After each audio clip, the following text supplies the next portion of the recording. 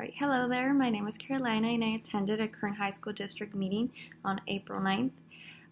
The district serves all the high schools in Kern County and it serves approximately 40,000 students, grades 9 through 12. The board members at the meeting described it as a huge district. There's a total of 5 board members, each representing a trustee area in the county, Philip Peters being the president. The board meets every first Monday of the month unless otherwise notified in the agenda. So during the meeting, they must address facilities planning, fiscal services, food, transportation, staff, curriculum, achievements, anything that has to do with the expansion of the district. And also they are open to requests and concerns expressed by staff members or parents or actual students as well. I found the format and atmosphere of the meeting to be very professional, open, and passive. They're willing to listen to everybody who has something to say. They do have a time limit, but they want to get everybody to speak and express their concerns.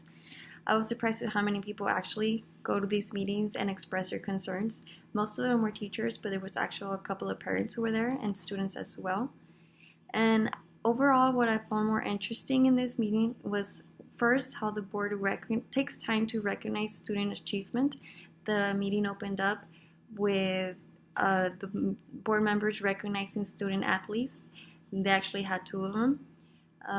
They took time to mention some who had made a huge achievements in sports in many of the high schools located in Bakersfield.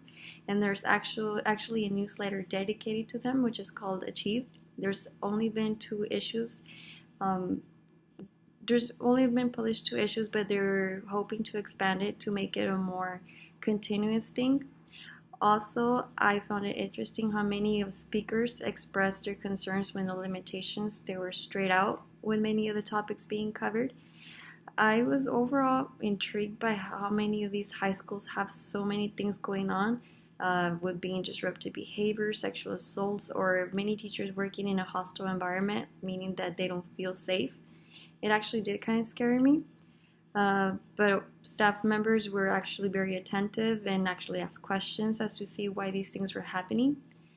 And the last question, which is how the topics relate to the things being covered in this class, was that they covered curriculum, student achievement, money issues, technology, social media, regulations, student safety, and discipline and student behavior. Overall, I think parents should be more involved in their student educational needs. They should attend these meetings in order to know what's going on in the academic settings, because as I mentioned, there's many issues going on.